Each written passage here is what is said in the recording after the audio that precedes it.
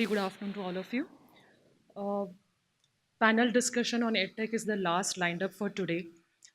But starting from our welcome address to all our keynote speakers to the last address by Rohini, there has been enough emphasis on technology.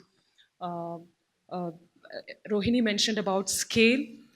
Dr. Jaffer said that we know what's the problem, we know solutions, but we really don't know how to implement the solution at scale.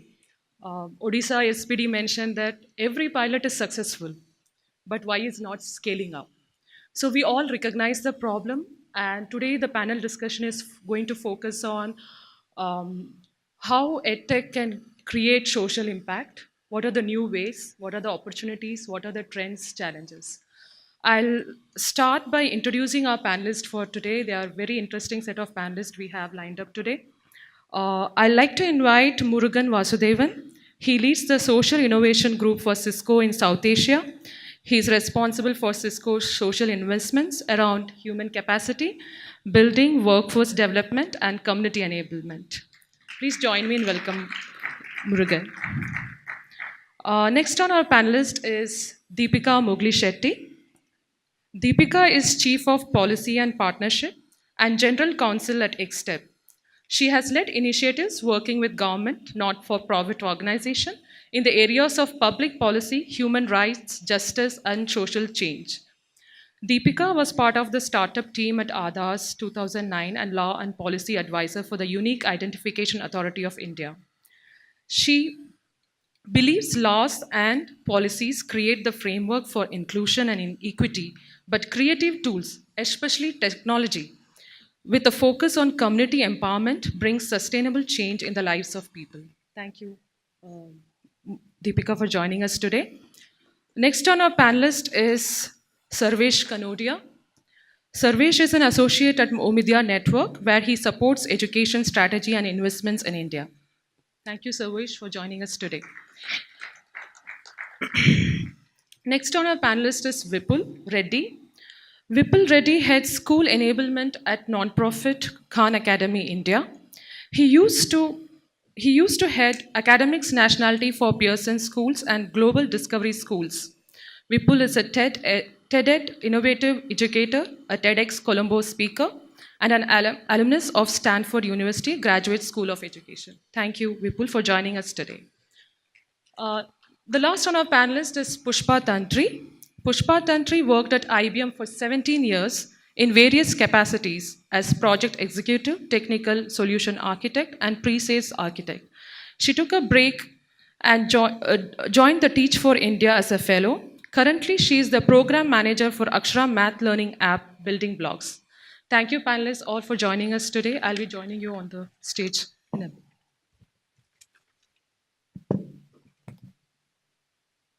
Well, thank you, panelists, for joining us. And today, I would like to start this discussion by asking a very basic question. EdTech has seen continuous growth in the last 10 to 12 years.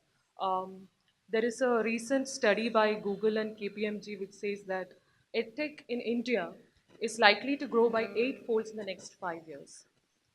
So, in this journey of 10 to 12 years, what do you see? Where are we in this journey? Are we still experimenting and figuring out which model works and which model doesn't work?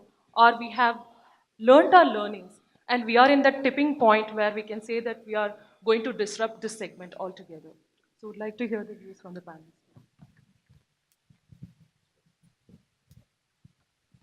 I think after what Rohini spoke about, it's the moot point, to be honest, because I think she's absolutely right. Uh, the time for experimentation or all of that is going to continue to happen with technology, right? That's what technology enables you is the ability to experiment, deploy, learn, come back, experiment, deploy, learn, come back in a much faster way than textbooks gave us the opportunity to do, right? So I think we're certainly at a tipping point of someone getting up on stage and saying we're going to solve this problem for 200 million people in the next 3 years, right? So that to that extent, I think technology is well and truly arrived, in its ability to make the difference at scale. So I'm just going I think how we see it at EdTech is it's not so much of EdTech as much as what technology can do for learning and education. This is going to be one of those things. I mean, we haven't cracked the problem of completely understanding how children learn. I mean, Rohini's last question was, do we believe that we have learned something about how to teach math better? So, in some sense, I see this as a process of evolution, right? You're going to constantly keep learning, and now you have a new tool, and it's technology. Question really is, how is that going to get integrated into habits, into behaviors of teachers, learners, and the ecosystem to actually help them do what they're doing better? So it's going to be a continuous learning process. It's moved from it's a new toy to a conversation where it's now a necessity. If you want to try and solve a learning problem at scale, it has a tool that you have to employ. So the question really is, are you going to look at scaling up what works, or are you going to look at what can work at scale? And how can technology enable that? I think as a country, our conversation has now moved to the issue of learning outcomes. The moment you're there, you have to think of every tool that you can use. Capacity of teachers getting better. How can technology help with that? How can we do it for millions of teachers? You have 10 million teachers plus, and you need more. How are you going to do it for all of them at the same time? They have no option. It will keep growing, and we will learn more and more. Actually, I think Rohini has set it up, quite well for us. I think we are at that, opportune time, and as Media Network argument is also that we are at a time where internet is gradually becoming ubiquitous. If you look at the journey that we've had, the last couple of years in terms of internet access, smartphone penetration, we are at that cusp where it's slowly becoming ubiquitous. Not there yet, but you can see that happening, the next few years. And really, if you look at even the edtech companies that have performed, the massive growth that they've seen both in terms of either user traction or user engagement that has literally started to happen over the last couple of years, right? While people have been ideating for a long time, right? And now it's time to sort of spur that innovation, be it on the for-profit side or be it on the not-for-profit side, right?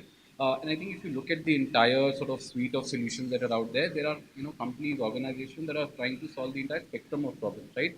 So there are organizations that are addressing the problem of, okay, so how do we supplement teachers inside the classroom, right? How do we help them get a lesson plan where they don't have to spend time in developing the lesson plan on their own, but really getting sort of good recommendations of what they could be doing in that classroom, right? How do they augment their training when they're outside the classroom? Similarly, looking at okay, so how do we augment what the students are doing, either inside or outside the classroom, right? Looking at what stakeholders are doing, so similar to what let's say Akshara is doing at KLP, right?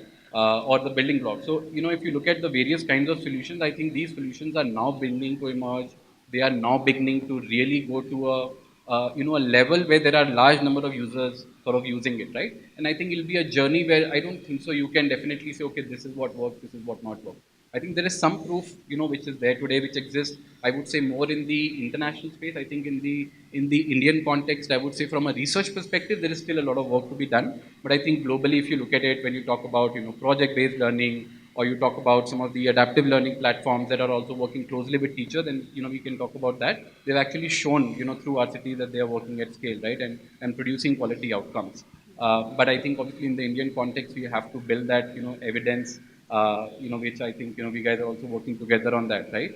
So that I think is going to be that journey. But clearly over the next few years, we do believe that EdTech has significant potential to change how education is being delivered in the country.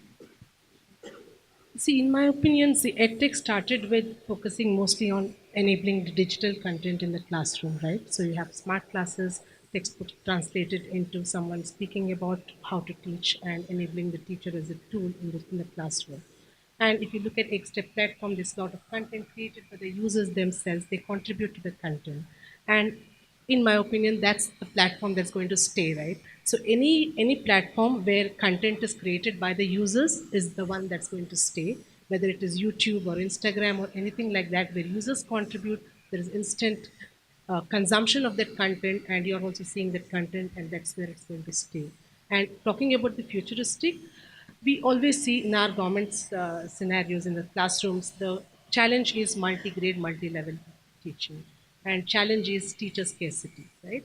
So where will technology play a role in these scenarios, right? So in my opinion, with the emerging technologies like AR and VR, I believe that there is a role for augmented reality, where maybe a teacher could use this kind of tools in the classroom, where the content would be there, and you could not replace the teacher and never replace the teacher, but at least have some learning at the end of the day. Even, I mean, teacher may not be able to spend whole 40 minutes with all kinds of children in the classroom, but at least with this tool, at least every child would learn at the end of the day.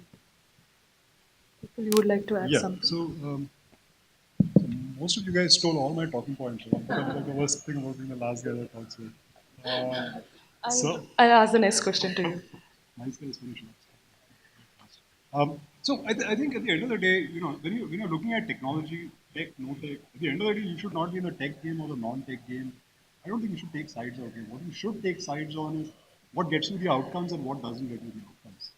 Uh, as any teacher will tell you out there, any teacher worth a salt will tell you, what they will believe in is something that can move the needle. And when you talk tech, you're talking, I guess, about the tech that's sort of seeing itself becoming ubiquitous in other areas, healthcare and industry and such. We're talking about the internet and such. Most of the things that we're seeing, right, like anything that you add into an ecosystem, like education, there will be a time where you introduce it. There will be a time for which there will be a gestation period while it sort of matures, finds its feet, starts to be used at scale, starts to show results at scale. And that's when you can say that yes, here's something that has actually hit maturity. It's something that works, and we should basically go ahead and we should go. I can say without any fine print that this works.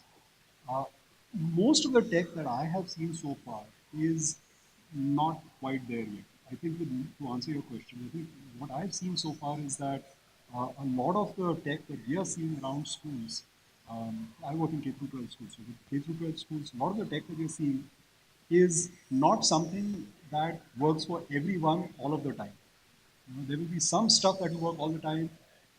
There will be, things that will work just off and on every now and then.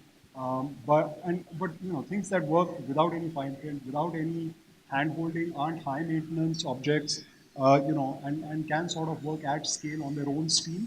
Um, is not that much. I think you heard this morning too about the fact that there's a very good reason why pilots have a crazy crazy high success rate. You were telling me you heard about that Yeah, this yeah. morning. That was your big takeaway from this morning. But once you go into general deployment, not that great. The story there. And I've heard that from schools around the country. And I think that is probably one of the reasons we haven't quite gotten it right. The product user fit isn't quite there in most of these cases. And it's only a matter of time before we get it right. The point is beyond there. Thank you, Vipul. Though I see that there is a difference of views in whether we have arrived or not, but I think mostly we all agree that tech is an enabler and not the solution in itself. So, Vipul, I promised the next question I'll pose it to you. So, I'll ask you that there is a lot of momentum of which is gaining for towards personalized learning, gamification. You entered India with already 15 lakh users without any active, marketing to push the content. So, what are your views on that? And do you think the role of teacher is changing slowly and shifting? And what do you see the future is going to look like? Sure. So I think there were two questions that I saw from you. One is basically just sort of where are we with this personalization thing that everybody talks about. But, again, a lot of people are trying to figure out what that means. Honestly, if you think about it, like personalization is just again a word that we started to toss around relatively recently. Those of us that I'm looking around around a room for people at my level of maturity, and those of us that went to school in the 90s and before that, right? You never heard of personalization. Like everybody basically sat in a class, everybody got a lesson, everybody went home. The fact of the matter is, if you really think about it, you know, the only way to learn is at a personalized scale. You almost never will have a situation where you have 50 people basically learning exact the same thing at the same time at the same pace. When has that ever happened? That's just the way humans learn. And so I think what you're seeing now is not so much a new thing around us saying, ooh, personalization, now we can do it. It's just that we're just sort of doing two things. One, recognizing the fact that that's just a pedagogical reality. That is how all of us learn. We've all learned individually at our own pace, in our own way, using our own individual constructs, right? Like the way I have retained something and the way I perceive something will never be the same as anybody else out there. So that individuality in learning is just been there. It's just we are recognizing that right now. First thing. Second thing, I think what you're seeing right now is that you started to see an ability for this mass production factory that we call a school or a college to actually imbibe some of those personalized learning modalities into their day-to-day classrooms. Before, really hard to do. If you were in the old days with the pen and paper way of doing things, really hard to do personalization. That's not really the case anymore. There's ways that you can do it now, which is basically why there's a lot of talk about it. And remind me again, what was the second The question? second point, do you think the teacher's role is The shifting right now? teacher's role, yeah. So I do believe that um, at least the way that we are seeing. So like one thing that we do at, and I'm going to be a very blatant, pusher for Khan Academy out here because that's who, that's who I work for. What we see over here is that, a lot of the technology, including Khan Academy, a lot of other things that we're seeing out there, what they do for a teacher is they make a teacher a better teacher. Because I used to run schools before this. I used to run, academics at schools before. And what I've seen is that the difference between a mediocre teacher and a really, really good teacher in my opinion, is simply that a good teacher knows her students.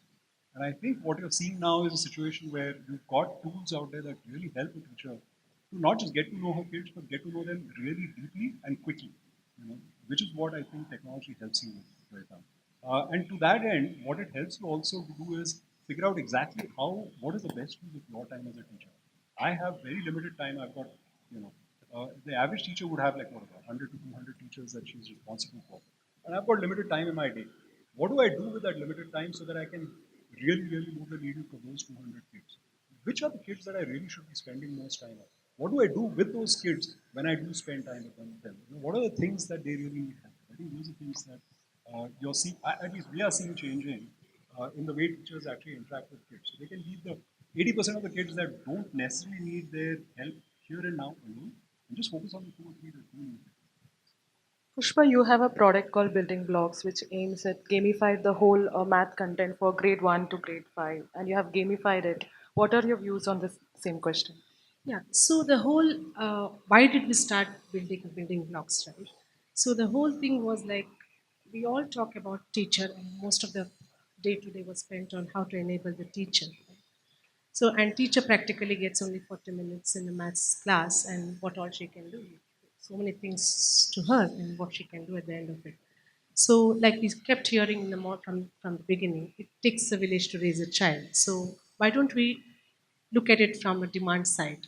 That is, why don't we enable the parents, and then why don't we give a tool in the parents' hand?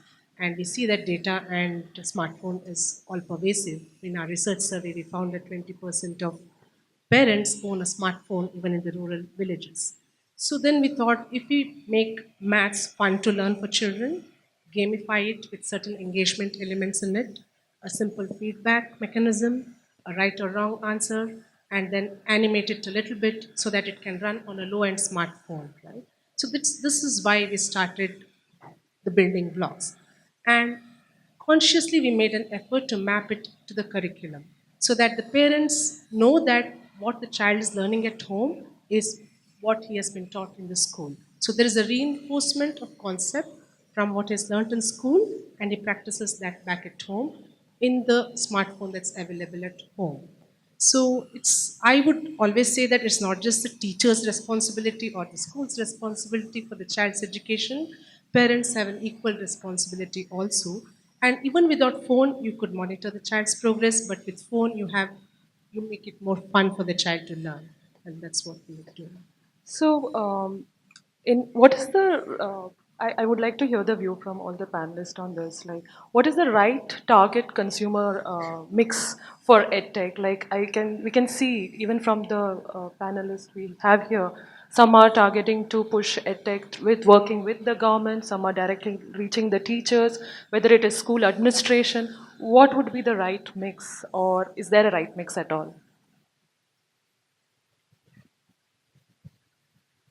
So I would maybe give the Cisco point of view on how we are looking at the education sector when we're looking at funding and edtech.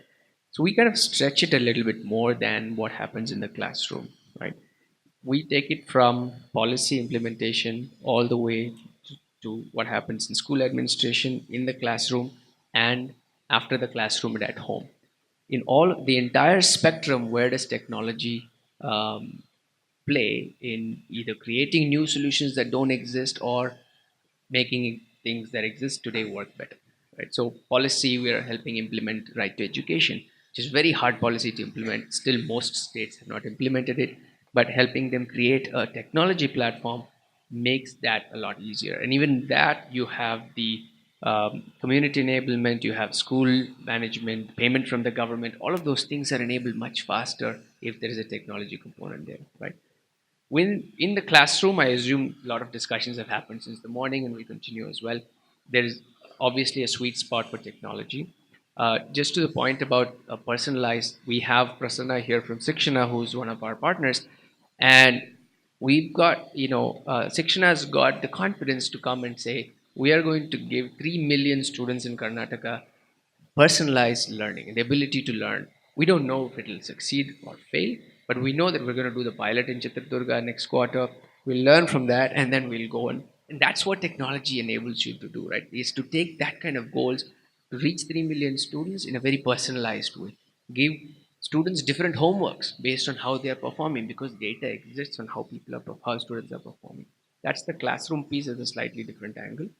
And then after classroom, whether it is remedial class or whether it is the app that we've developed with Akshara and a strong parent engagement, all of these are components, right? From the policy all the way to parental engagement, tech has a very strong role to play. Some where it can be the core enabler, and in other places where it enables what's happening today in a better way, right? So I see the entire spectrum is open for innovations. Sarvesh, you have. I would second that. Actually, if you look at it, it's not just one stakeholder that you can address and you say that, okay, I've built a great solution for teachers, now forget about all the others, or I've built a great solution for the students and now forget about all the others. It's about how do you build a solution for something and then make sure all the other stakeholders are also involved as part of that process, right? And I'll give you an example. So, I mean, we've heard about, Akshara's model where they're engaging, with different stakeholders, including parents, government officials, students, and teachers, right? I'll give you an example of, something which is happening on the other side. Let's say on the after school side, right?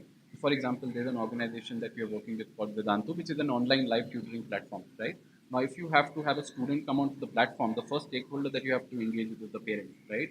Now, as part of that process, you actually have to educate the parent. So they actually, what they do is get onto a call with parent, make them understand, or go and meet them and make them understand what is the value of the product, right? Why should child even come onto the platform and study, right? Now, once you've done that, you have to keep them updated on a regular basis. You have to make sure, okay, this is how your child is progressing, right? It's not that, okay, once you sold the product, you forget about it, right? There's a continuous education that you have to do with the parents to make sure that they understand what the child is doing, and probably the parent can supplement that, right? Because they know what their child is doing, in the classroom, and what they should be doing outside when he or she is in the home environment, right? They also engage with the teachers, so they provide teachers with tools which help them deliver better learning in the classroom, understand which student is at what level, right? And so that accordingly they can tailor the instruction during the classroom, right? And then obviously student is at the center of all of this, right? But what they've done is engage different stakeholders to make sure that the education experience is wholesome, and it's not like this one problem. You give a tool and now you ask people to sort of take it up, right? So I think it's going to be solutions that work have to be close to the target segment that they're reaching out to. They have to make sure that they are involving all the stakeholders in the process,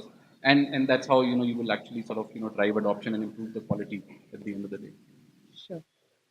I think echoing both their points, but maybe the way to look at it is ultimately the reason we all exist is for the life and the learning outcomes of the learner. And given in the K to 12 ecosystem, the learner very rarely makes decisions for themselves, right? So the ecosystem around the learner is either the parent, the teacher, the school system, all of that. So in that sense, the way to look at what needs to work is what needs to work for the ecosystem around the learner in a way that they can engage with it. What we have started to call the plus one method. It's kind of made up in our heads, but what it really means is what is the one thing that every person can do, which is just above and easily do above and beyond what they are currently doing, which enables them to adopt an idea. So, for a parent, if it is the idea of, say, let me download this app, and they know that this one helps with math because very often you find if the teacher recommends it, they will do it, right? So you know that this whole thing is intertwined.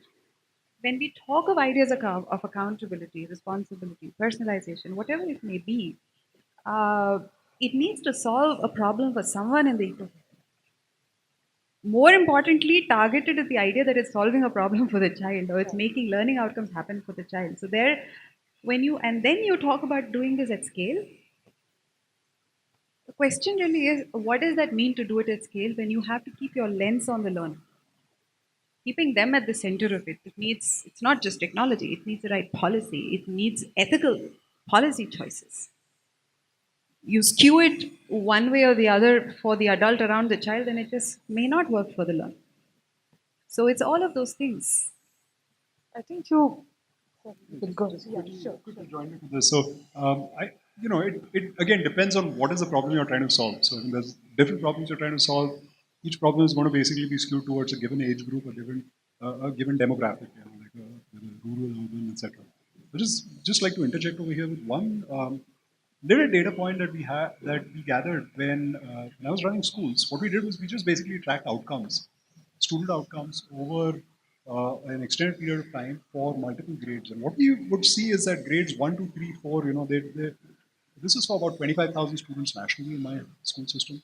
We basically saw that there was gradual decline. After grade 5, outcomes would just go off a cliff. And this was happening across the country, across boards. It was happening across socioeconomic strata. And when we obviously dug deeper, and this is something that's it's a well-known thing that that whole middle school sort of this middle school gap, if you will, where massive learning gaps start to open up in children's knowledge of of the subject matter. Um, Subject matter start to really get broad, they get deep, subjects start to bifurcate and trifurcate. You no longer have a mother teacher in the picture. So that relationship, that one person that you always trusted to teach you is gone, and now you've got multiple teachers sort of, a parade of teachers coming in and out.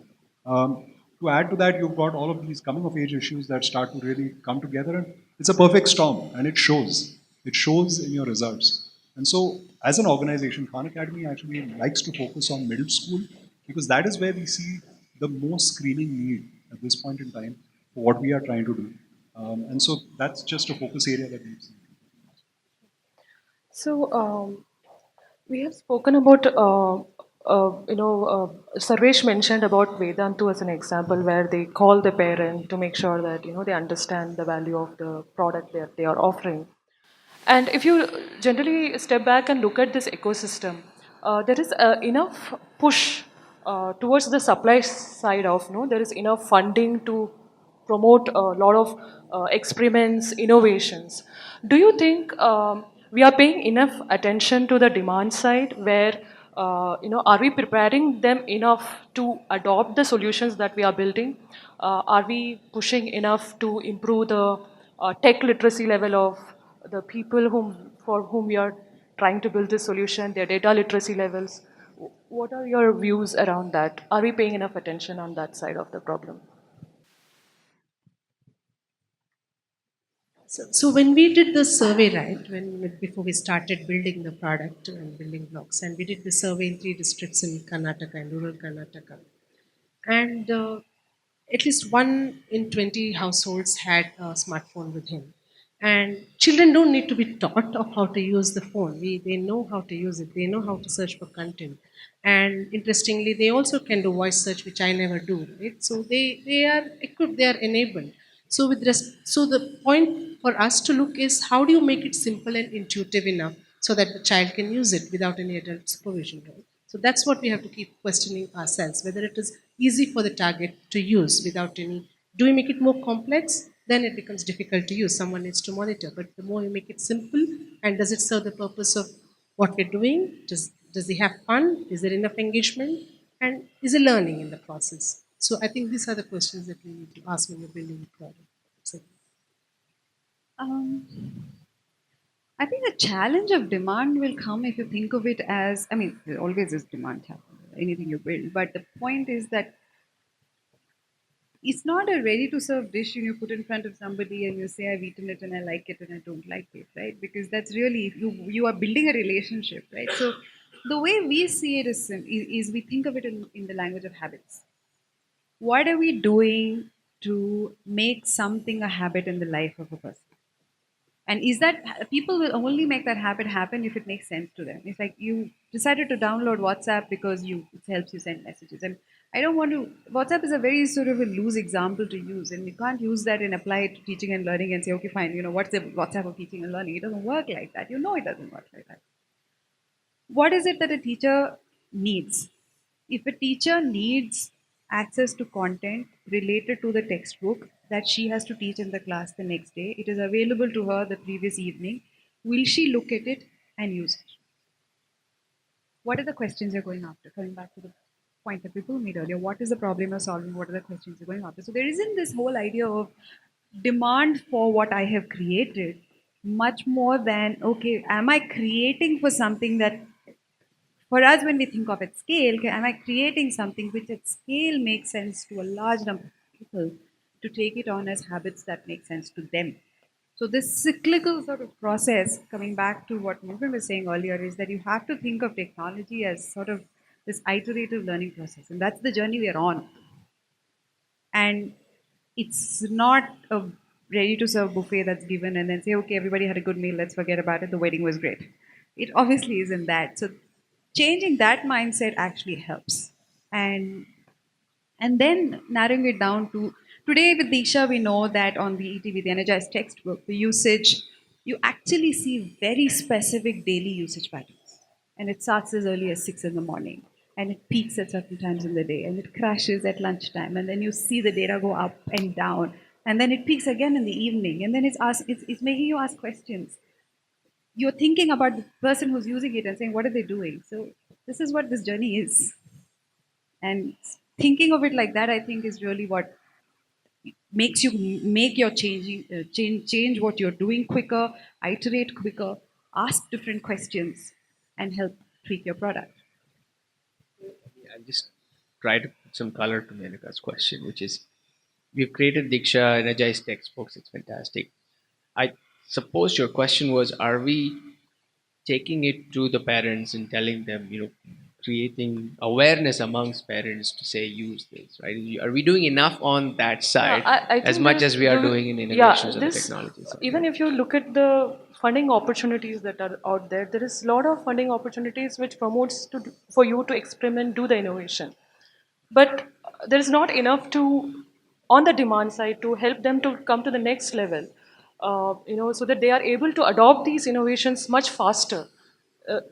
Probably we are losing out some time there because they are not ready to accept these innovations really I think it's quick. a fair point because in the product side you could say that I can create an iPhone and then create demand for it. There wasn't one existing. Yeah. Whereas in the social sector we can't have that approach, but we we probably need to do a better job of helping organizations market what we have better amongst the entire stakeholder ecosystem, right? And that's a fair point that we could definitely do better as much as innovation is happening on tools and technology and enablement things.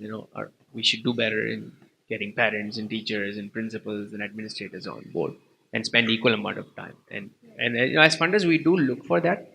Again, coming back to the example I mentioned earlier, is we look for how the organization maps with the existing state machinery, right? So where from the minister to the secretary to the BEO, does the organization have mapping agreements, arrangements at every level in the machinery? Because that shows you that if something comes down from their organization, they will be able to influence throughout the ecosystem, right? And that's something we're looking for, but we should definitely look for it a little bit more consciously and create that what you call the demand side, right?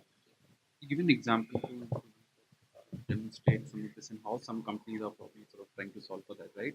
So there's a company that we've invested in a company called DoubtNut, which is basically a doubt solving app. So if let's say you're stuck on a particular problem, now what do? You ask your friend, you go and ask your teacher, what do you do if you want an instant sort of resolution to that doubt, right? So you click a picture of that problem, and what the platform does is it reads the text that's there on your textbook from which you're clicking, and then matches it to the solution that they have at their backend, and then gives you the solution for that, right? Now, one of the things that they discovered, lots of users they're coming onto the platform, but many of those users they're going away, right? And they're like, okay, so how do you drive that adoption? And what they figured out is, a lot of the students who were coming in did not exactly know how to crop that question. So what they would do is actually, you probably want to, scan only the actions written on this one, but they're probably scanning the entire page. So, you're actually scanning four questions instead of one, right? So once they discovered that, once they, sort of went deeper into that, understanding, okay, so which part of the product journey is the user, backing out from, then what they did was actually sent out videos of, okay, how do you crop a, sort of a video or a, the problem that you're stuck on, right? And that immediately sort of shot up, the engagement level for them, right? So I think, and this is true for any solution, right? I think the crux is here. How do you reach out to the end customer? The end customer could be a student, could be a teacher, could be a parent, anyone, right? How do you understand their pain points? How do you understand where they're dropping out? Why are they not adopting it, right? And once there are a certain set of users who start adopting it, then it also leads to more wide of sort of word of mouth, wider usage, right? So I think some amount of it is yes, as a broader ecosystem, we're not doing that enough today. A lot of it also has to be driven like taking a very sort of a consumer lens approach to building products as we think about what we should be doing. Sure. So, Sarvesh, you mentioned about the keyword product journey. So, again, going to come back to the funding opportunities here as an NGO. So, today we see an increasing trend, be it as a government or an NGO. And we all agree that we cannot ignore technology. We need to integrate technology in our interventions. And a lot of people in the NGO community are doing it actively. And there is a lot of support from the philanthropic community also to drive these innovations. Sometimes these innovations work and sometimes it doesn't work. Even if the pilot goes really successful, there is a product journey, right? You cannot, tech being tech, it's not like you can develop it and leave it at that. You have to maintain it, improve it, grow that product. So, what are your views there? Like, how do we sustain these innovations? I think even Namita from Omidyar, she in one of the panel discussion mentioned about this risk. So, how do we address this? Okay. I think there are various solutions, right? I think it depends upon which segment you're talking about, right? So let's say in the when you talk about a pure commercial venture, I would say the advantage that they have is there are there's a habit, there's a paying customer at the end. So there they can look to monetize, what they've built, right? I think what happens a lot on the not-for-profit side is because you don't have a, always a paying customer, or the expectation is that you will provide it for free. That is where some of these challenges sort of, start cropping up, right? I think there are, I don't know if there's a silver bullet for that, but I think there are several solutions that we have to sort of devise for that, right? I think one of the things, for example, is how do you ensure philanthropic funding, right, and long-term philanthropic funding, which means that not only are you funding in the case of innovation, but even going forward, right? But at the end of the day, I think that would have a a cap. At some stage, it would dry out, right? Because there's a limited set of pool that's there. There's competition over there, and so how do you sustain that, right? I think ultimately the end sort of user segment. So, for example, if you're talking about, let's say in the case of government, I think Namita was also referring to some amount of like Yes, yes. how do you change that budget allocation, right? Yeah. Can we actually have a a line item for innovation where we are supporting some of these enterprises, and while these are not-for-profit enterprises, ultimately you need funding at the end of the day to sustain to Yeah. build out product, right? So I think that change has to happen where you have to think about EdTech procurement. You have to think about, okay, so how do you create a budget line for a good product if it's leading you to sort of improvement in the quality of education in your your state or your region. Then how do you make budget for that? I think that is something that we'll have to solve for, because a large part of the not-for-profit work goes in the government space, and so that's a stakeholder that I think one has to engage with and educate and get them to that journey where they start also paying for it, right? As the only other funder on the panel, let me chime in. It was funny because we were telling someone that we're doing a pilot in that state, and the first reaction was, "Oh, that state is a graveyard of pilots. Don't do anything there, right?" And there are states like that, right, which are really innovative. It's not Karnataka, so thank you. It's and there are states like really innovative, lot of pilots, but then pilots die. There are several. We from a funder side, we look. We're sustainability, as I mentioned, maybe not here, but I mentioned about sustainability being a core measure for how we evaluate proposals. And we look at sustainability from a couple of angles. One is either you have to dovetail into an existing government program, and hence your need for ongoing fund reduces year on year. It might be high 100 in year one, 60 in year two, 20 in year three, and beyond. And that 20, you'll be able to get it from someone else. That's one. The second way of we encourage sustainability among everyone in our portfolio is a revenue model, right? Don't give anything for free.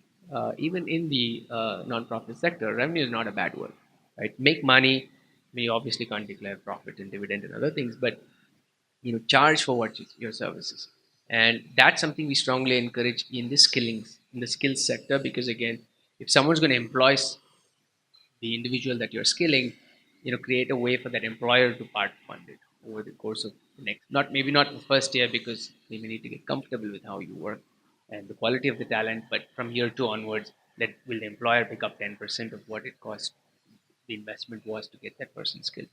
So the third aspect of how we want to ensure sustainability is pick up longer term projects, 3 to 5 year type of projects, where we have an opportunity to learn and engage with the organization at a much deeper level.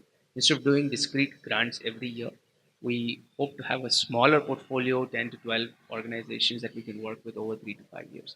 That then helps us, you know, provide a lot of advice as well in terms of business models and marketing and sustainability and other things, which many of our mentors from Cisco can also provide that piece. So these are some of the things that we are doing in order to ensure that sustainability of good solutions last beyond the pilot.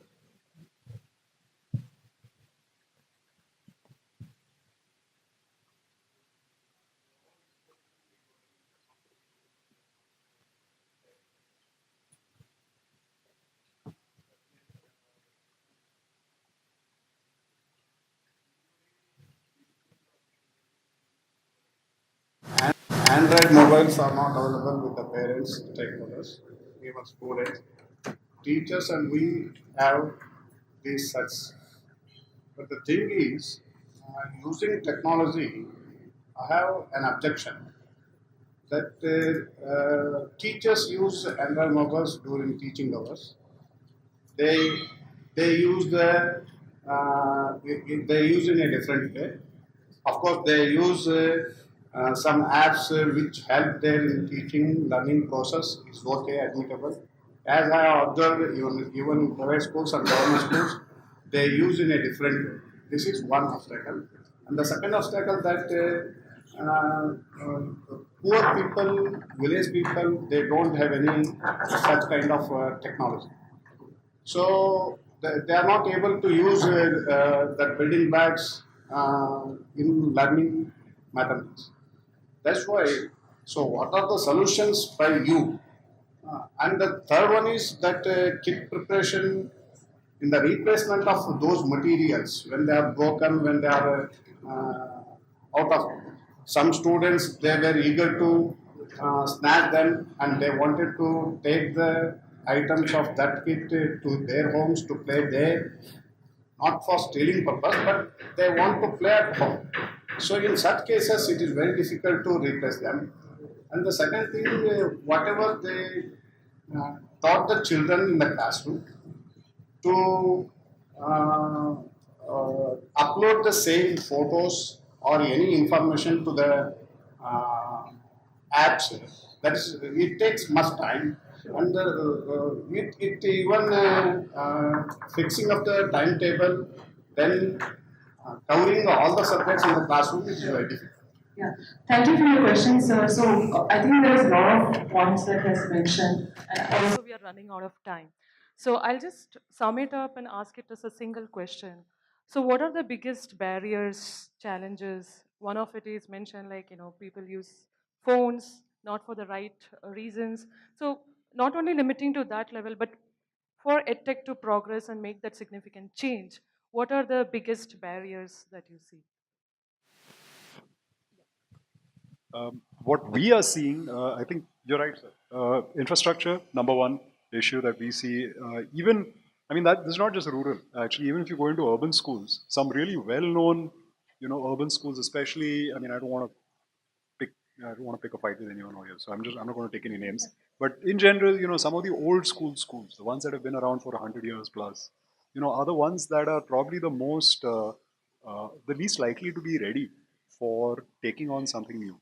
Uh, and infrastructure is, I think, the way I see it is, it's more of a symptom. It's not a problem.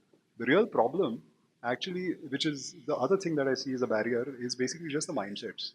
The mindset where people that have succeeded for X number of years doing something, believing that they can succeed for X more years doing exactly the same thing, is basically what gets in the way of any kind of meaningful change being introduced in that ecosystem. In general, what we've seen is that there is a decent amount of stonewalling.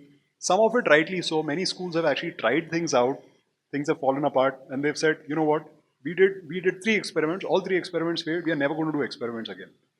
Anytime you come with something like that, you come up against a mindset like that, it's a huge uphill battle. Changing mindsets, as you know, is not an easy thing to do. So thank you for that point. So, sir, like one is like content, right? So, developing content is one thing, and that's what we have done to map to the curriculum or even EkStep platform. One is developing the content, and second is the access, which you're talking about. That is, it can work only in certain devices, right? It can't work in a feature phone or a button phone. It has to be an Android operating system only, then it will work. That is a fact, right? So we cannot avoid that one. But we see a growing trend where people do own phones, right? Even a 4,000 rupee phone, we see that people own that, right? And the adult may not be there in the house, but we still see that when the adult is there, the child has an access to that content. And that's what we are building on. And we have built a product which is offline also. So once you download everything, then it can work offline. You don't need data, you don't need anything. The app is available for you in the phone, right? So that is what we have to be conscious when we build a product, that what the user constraints are, right? And be conscious of that when we do it at the design phase itself, so that the adaptability is there. I think I think the answer to your question is in the questions that Sir has already asked, right? Uh, I think the big constraint today is the fact that in schools you don't have the required infrastructure, right? And as you mentioned, forget about rural, even in urban, that's not there. So I think that's definitely something. If we want to make EdTech universal, this is a problem that is not solved for yet, but we have to do it, right? And that is like I would say the number one barrier today when we want to make it universal is we have to get that required infrastructure in schools, right? And I think the second one is again similar to the question that he asked around teachers, but I think it's applicable to everyone, right? Anyone who has a phone can do two things with it. I can do good stuff with it, I can do bad stuff with it, right? It's a question of what I want to do, right? And that's the education that all of us have to make, right? And that's where I think the role of when I talked about companies reaching out to different stakeholders or organizations reaching out to different stakeholders, I think that's what you have to do, right? Is how do you install and instill in them best practices of how they could use that product, how could they use it for more productive purposes as opposed to something else. I think that's a journey, right? If you look at it, we are still very young in our the whole tech innovation journey in our country today, right? The good part is that we're talking about all of these issues, so all of us are creating that awareness. But yes, the problem is today not solved for, but something definitely that we'll have to do. Just adding to all the points that I made, thank you for that question. I think it's an important one to sort of acknowledge the reality of all our lives. And therefore, if you're in India and this is your reality, how will you build technology to address this reality? How do you architect solutions to address this reality, right? So that's how we have to think about this. So, for instance, coming back to just the Diksha platform and what we built as EkStep infrastructure, it says if this is the reality, then you should be able to build a platform which will create content or whatever, which can work across all kinds of devices. If there's a computer in the school, maybe it should just work on the computer. It doesn't require everyone to get a smartphone. The day the teacher acquires a smartphone, most certainly she can use it. Two things: meet the user where the user is and move them onto a journey.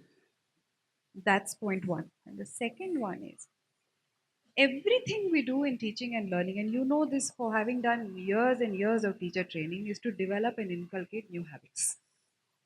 Right? How many training workshops have you done? How many training methodologies? Repeatedly, it's about changing habits. And Now we have this new tool, whatever the form of technology it is, whether it's a computer, you want to show a video in the middle of a lesson, you want to do this interactive exercise using those blocks, all of these are new habits. And like Sarvesh said, some people do good things with it and some people do bad things with it. But is there a reason for you to do the good thing? If that reason becomes the predominant habit, like for example having a QR coded textbook means that I have to access this content, otherwise some class, even one student in the class has seen the content before me and comes to class, means that they will ask me something.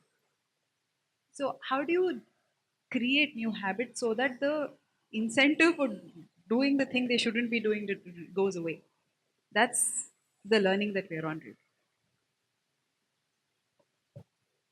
I feel like how Vipul felt in the first question. I'll spare you.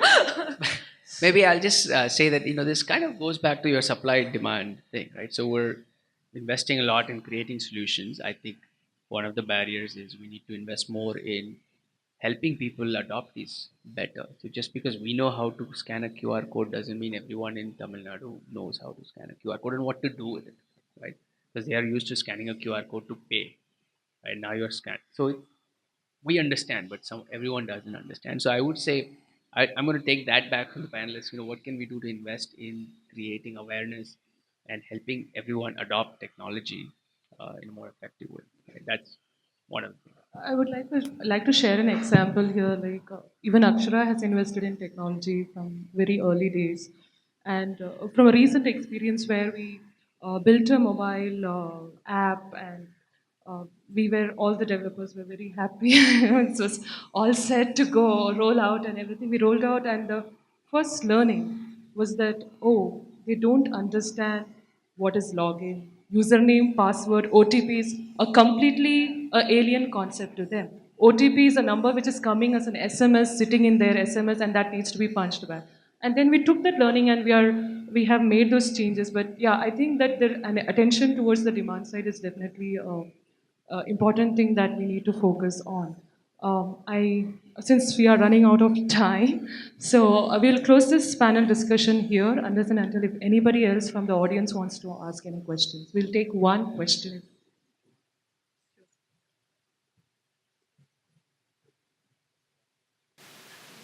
I'd like to ask a question about in all this ecosystem, the stakeholders that you're talking about, where is the capability that you see for technology assessment?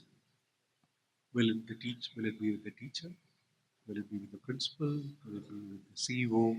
Who is to assess, you know, when you provide this learning platform, is it good? I mean, he provides 3, 4, which is better? And I think it's very unfair to expect teachers to be able to assess technology, especially a very seductive kind of technology like this. In fact, you're talking about the barriers to adaptation. I think that will happen. I'm not that much worried about. I'm more worried about junk coming in. If I think junk is coming in, how do I make sure that I get only the good stuff? I select that. Where is this capability building, and how do you see that happening in society? I'm worried about, if for instance 70 years ago I was sitting in some place where antibiotics were coming in. Antibiotics save lives, right? They do. But we also know that in the early years, because of that, people started giving antibiotics to children, right? Because we are much more worried about children's health than our own. But by now we know that that's not a wise thing to do, right? So we are talking about working with children with technology, but then the capability to assess that becomes extremely important because that cannot be done by children. So how do you see that happening? Question? I leave the panelists to. I'll take one shot at it. So I think one thing that my colleagues here said earlier on, which is that there's for a tech in general to succeed in that ecosystem, it's got to basically work with most, if not all, of the stakeholders. It can't work for one stakeholder and not work for anybody else and expect to succeed. That's just the reality of it. And the fact of the matter is that every stakeholder, every level of stakeholder, as you just mentioned, will have a different requirement. A teacher will have a different requirement from a principal, who will have a different requirement from, say, a district administrator, who will have a different requirement from a national level person who's looking at 50 schools. And meeting all of those is, in some way, shape, or form, is, I think, pretty much contingent on the provider for that thing to actually work. if you think that you can get away with just basically working for principles, and it's, people and teachers are going to still take it even though they don't like it. It's not very user friendly. It requires them to do 2x the amount of work that they had to previously. There's no real training available and they have to learn everything on their own. Something like that, it's going to fall apart. It's going to fall apart. It's going to be a car without wheels.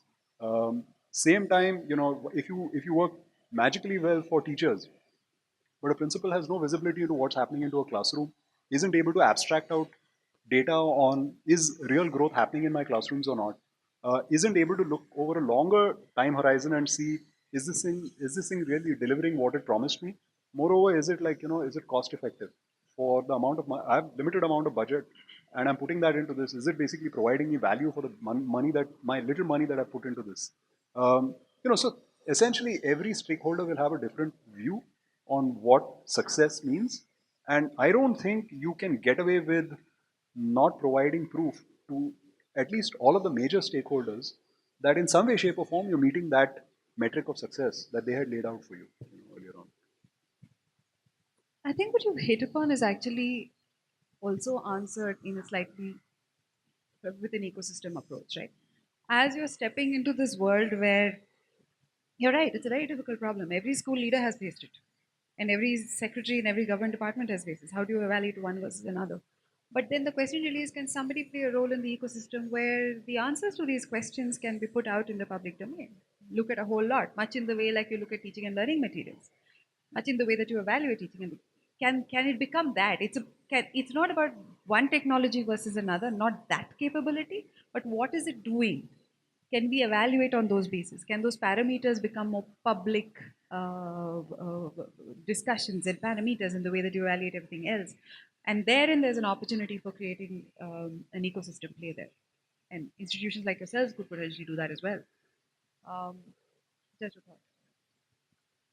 I think there are, possibly two solutions, to this one. And I think one will come from the demand side, which is I think going to be the significant driver. So now that, okay, as a service provider, and I'm coming and talking about, this technology and how it'll do for you, as a sort of a consumer, as a buyer for that particular product, the advantage is like I can ask you to actually demonstrate whether that works or not, right? So with technology you can actually now collect data whether it's actually improving outcomes or not, right? So in some sense you could also use technology to drive that accountability and ask and demand for that, right? And I think that's something that different stakeholders. So for example, when we talk about choosing schools, right, parents have certain markers. Okay, look at class 10 board exams, look at whether the infrastructure is good or not, look at whether students can speak in English in the school or not. When you talk about the private school context, right, now there's a certain demand side metrics that you created and now schools are trying to solve for that, right? I think that's going to be the similar journey on the edtech side, where the consumers or the purchasers would then ask, okay, show me outcomes, right?